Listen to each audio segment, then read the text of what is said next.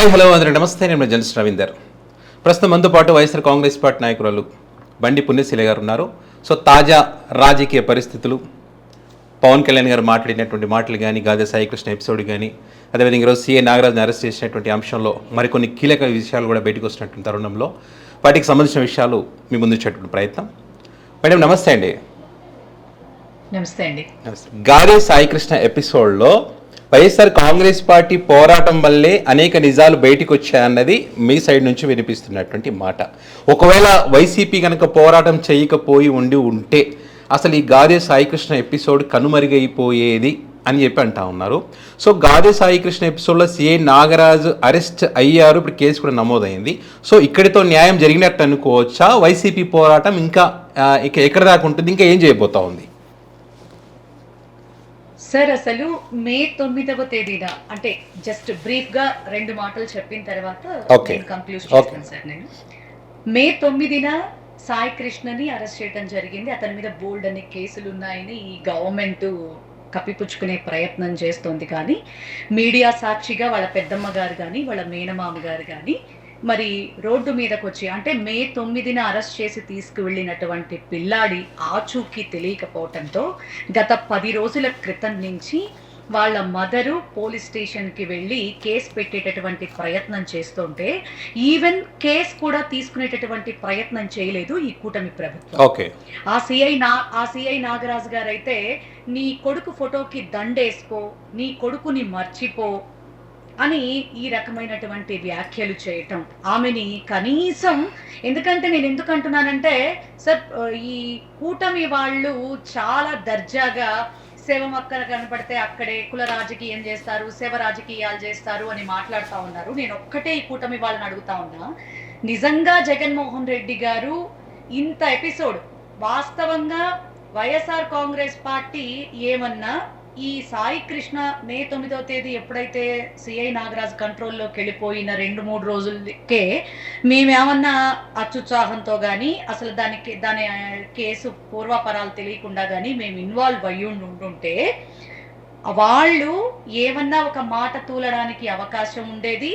ఓహో మేమేమన్నా తొందరపడ్డామేమో అని మేము ఒప్పుకోవటానికి అవకాశం ఉండేది. లిటరల్లీ మే 9న మిస్ అయినటువంటి బాబు గురించి ఈ నెల, అంటే గట్టిగా ఒక 10 రోజులు, అంటే ఆల్మోస్ట్ నెల రోజులు కంప్లీట్ అయిపోయింది. ఆల్రెడీ చందు అనే బాబు కూడా నేను సాయి కృష్ణ గురించి నేను భయపడుతూనే నేను ఈ వీడియో చేస్తున్నాను, కానీ చెప్పాల్సినటువంటి బాధ్యత నాకు ఉందని నేను చెప్తా ఉన్నాను. నేను వాడి కాలి గోళ్లు పీకేశారు, వాళ్ళ మేనమామ గారు వాళ్ళకు కూడా నేను ఇన్ఫార్మ్ చేశాను, చాలా బాధలు పెడుతున్నారని చెప్పని కూడా నేను చెప్పడం జరిగిందని చెప్పాడు. ఈ ఉదంతాలన్నీ కూడా బయట పెట్టింది ఎవరండి? వాళ్ళ కుటుంబ సభ్యులే కదా.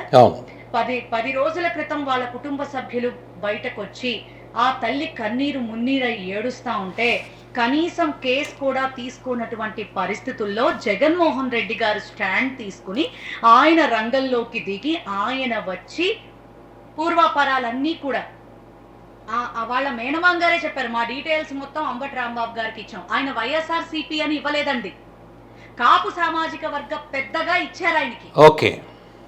అది వాళ్ళు మీరు ఇదిలో కూడా వాళ్ళు పెట్టినటువంటి ప్రెస్ మీట్ లో కూడా మీరు చూసుకోవచ్చు, మేము ఏ పార్టీకి సంబంధించిన వాళ్ళం కాదు, మేము ప్యూర్ జనసేన, మాకింతవరకు న్యాయం జరగకపోవటం మా దౌర్భాగ్యం, మా నాయకుడు ఇంతవరకు మాట్లాడలేదు, మరి కాపు ఓట్లు కావాల్సి వచ్చిన అధికారంలోకి రావడానికి కానీ ఇప్పుడు మమ్మల్ని పట్టించుకోవట్లేదు అని చెప్పని దుమ్మెత్తిపోసింది ఆ కుటుంబం. అయితే ఆ కుటుంబ బాధ తీర్చడానికి, ఆ తల్లి కన్నీరు తీర్చడానికి, సార్ అఫ్ కోర్స్ అతను సమాజానికి కొంచెం హేయకరంగా ఉండుండొచ్చు, బట్ ఒక మనిషి ప్రాణం తీసేటటువంటి హక్కు, అంటే వాళ్ళని డిసైడ్ చేసి జడ్జ్ చేయటానికి కోర్టులకే ఆ హక్కు ఉంది తప్ప ఏ అధికారంలో ఉన్నటువంటి రాజకీయ నాయకుడైనా లేకపోతే పోలీసులైనా ఎవరికైనా కూడా యాజ్ పర్ కాన్స్టిట్యూషన్ మనకి లేదు, ఎవరికి కూడా ఆ హక్కులు లేవు.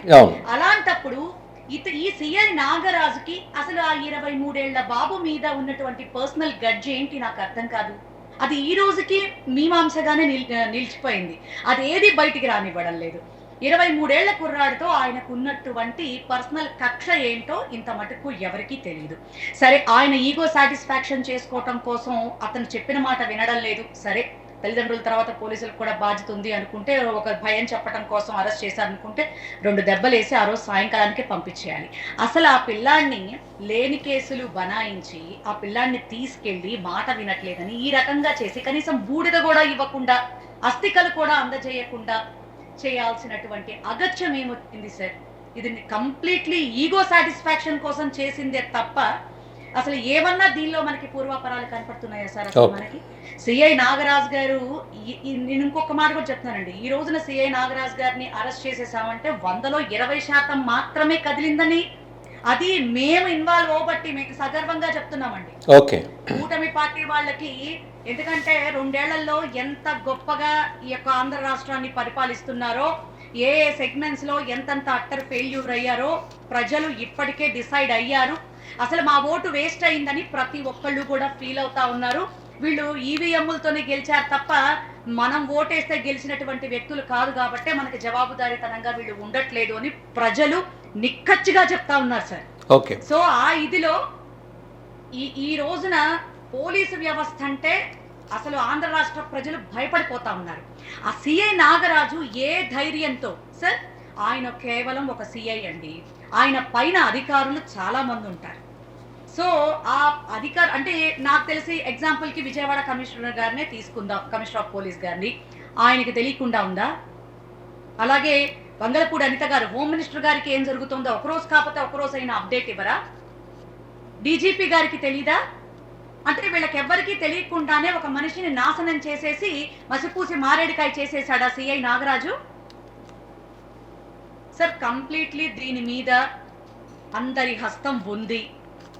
వీళ్ళు అన్నట్టుగా కుల రాజకీయం, మత రాజకీయం అని చెప్పని వీళ్ళు అనుకుంటే, ఆ కుల రాజకీయంతోనే చేశాడు కాబట్టే ఈ రోజు పవన్ కళ్యాణ్ డిప్యూటీ సీఎం అయ్యాడు.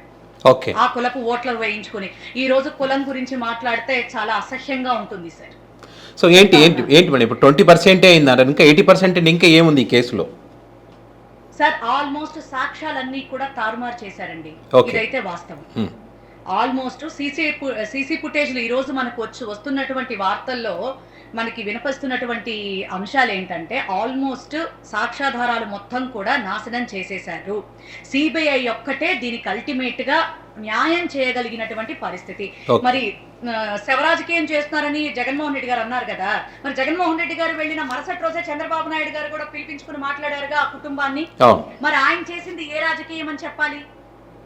ఏ రాజకీయం అని చెప్పాలి? జగన్మోహన్ రెడ్డి రంగంలోకి దిగి ఆ కుటుంబ పరిస్థితుల్ని ఆంధ్ర రాష్ట్ర ప్రజలకు వివరించబట్టే కూటమి ప్రభుత్వంలోను చంద్రబాబు నాయుడు గారిలోను కాస్త కొంచెం జవసత్వాలు కాస్త కొంచెం అదేంటి ఆన్లోకి వచ్చి వాళ్ళని పిలిచి మాట్లాడటం జరిగింది. న్యాయం చేస్తా అన్నాడు. అంటే సిఐని అరెస్ట్ చేసేస్తే న్యాయం జరిగిపోయినట్టేనా సార్?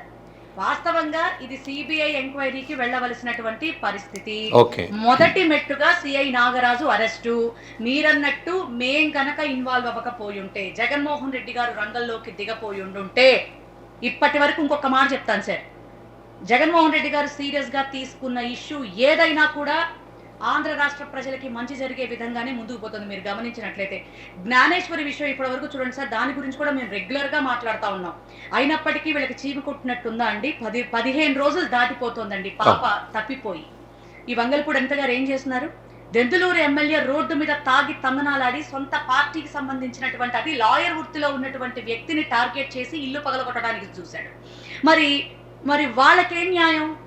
నాకు అర్థం కావట్లా. అరవ శ్రీధర్ లీలలు తీసుకుంటే ఏం యాక్షన్ తీసుకున్నారు?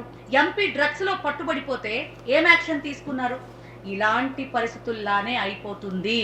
కానీ అవి కొంతమేర ఒకసారి కాకపోతే ఒకసారికైనా ఏదైనా బిడ్డ ఇప్పుడు తప్పిపోయింది, కంపల్సరీ కనపడచ్చు, ఆ తల్లికి ఏమన్నా అవకాశం ఉండొచ్చు అని మనం నమ్మచ్చు. కానీ ఇది ఖచ్చితంగా ఆ కుటుంబ సభ్యులే నా బిడ్డ చచ్చిపోయాడు, కనీసం అస్థికలు ఇవ్వండి అని బోరున మీడియా ముందుకు వచ్చి ఏడ్చింది కాబట్టి మేము రంగంలోకి దిగడం జరిగింది.